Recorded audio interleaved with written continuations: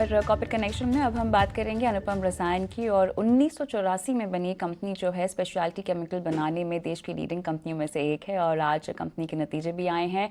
नतीजों के साथ साथ केमिकल सेक्टर के आउटलुक पर भी आइए विस्तार से बात करते हैं। हमारे साथ अनुपम रसायन के डिप्टी CFO विशाल ठक्कर जुड़ गए हैं। विशाल, बहुत बहुत स्वागत है आपका हमारी इस बेहद खास पेशकश में। और क्लियरली जो नतीजे आए हैं उसी से शुरुआत करते हैं। और वॉल्यूम्स में अलग अलग सेगमेंट्स के लिहाज से जो आंकड़े आए हैं तिमाही के लिए, बताएं किस तरह से करंट कैपेसिटी यूटिलाइजेशन लेवल्स जो हैं यूनिट्स के उपयोग किए जा रहे हैं और किस तरह से आप समझाएंगे इसको।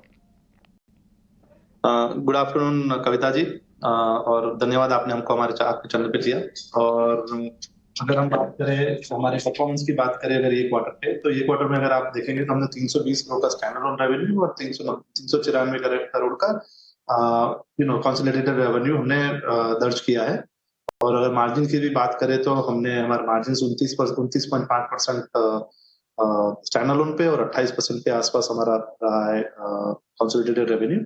सो अगर आप ये पूरा एनवायरनमेंट को देखा जाए तो एनवायरनमेंट के सामने अगर देखेंगे तो ये नंबर्स हमको बहुत ही ठीक लग रहे हैं। जैसे हमारा 3 से 4% का ग्रोथ ये क्वार्टर में है, और अगर हाफ ईयरली देखें तो कंसोलिडेटेड बेसिस पे 11% का ग्रोथ है। तो मोटा मोटी हम बोल सकते हैं कि ये जो माहौल है वो माहौल में हम हमारे परफॉर्मेंस से सेटिस्फाइड है। रही बात कैपेसिटी यूटिलाइजेशन उसकी, जो आज हमने जितना भी हमारा केपेक्स हुआ है आज तक, हम लोग मोटा मोटी 1700 से 1800 करोड़ का रेवेन्यू इससे जनरेट कर सकते हैं। आज की तारीख में अगर आप देखेंगे तो 1300 के आसपास का रेवेन्यू है। तो हमारे पास और भी जगह है अभी भी ग्रोथ करने की। रही बात आगे के ग्रोथ की, तो आप जैसे आपको हमने पहले ही बताया था कि हमारा केपेक्स है वो 670 करोड़ का हमने केपेक्स और प्लान किया हुआ है जो अंडर इम्प्लीमेंटेशन है, जिसका ज्यादातर का पूरा केपेक्स हमारा अगले 6 से 9 महीने में आ जाएगा। तो बाय द ईयर एंड और या अगले नेक्स्ट ईयर में हमारे पास वो कैपेसिटी अवेलेबल होगी यूज करने के लिए। तो कैपेसिटी कंस्ट्रेंट ग्रोथ के लिए नहीं रहेगा, ये हमारा हमारा मानना है। और ग्रोथ की बात करें तो आगे जाते हुए ग्रोथ भी हमें अच्छा खासा दिख रहा है यहाँ से। बट आप आगे पूछे तो हम और आपको बता सकते हैं और क्या आप जानना चाहोगे। जी जी बिल्कुल।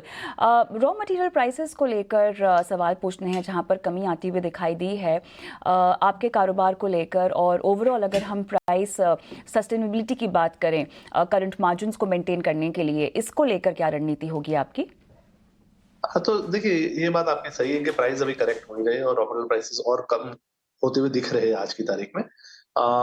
हमारा जो बिजनेस मॉडल है, जो हमने पहले भी आपसे जब शेयर किया था कि भाई हमारा कॉस्ट पास थ्रू मॉडल रहता है। तो कॉस्ट पास थ्रू में क्या होता है कि भाई प्राइस बढ़ गए तो भी हमको उसका उसका उसके मिल जाते हैं, जिससे हमारा मार्जिन मेंटेन रहता है। और वैसे ही अगर कॉस्ट घट भी गए तो भी हमको मार्जिन हमको उतना ही मिलेगा। तो ये दोनों तरफ से आप अगर देखेंगे तो हमारा मार्जिन मेंटेन रहते हैं।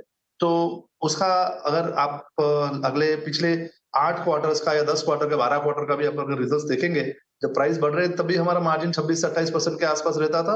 अभी प्राइस घट रहे हैं तभी भी 26 से 28% रहेगा। तो ये एक चीज है जिसपे हमको थोड़ा-सा ज्यादा ही सुनिश्चितता दिखती है इसमें।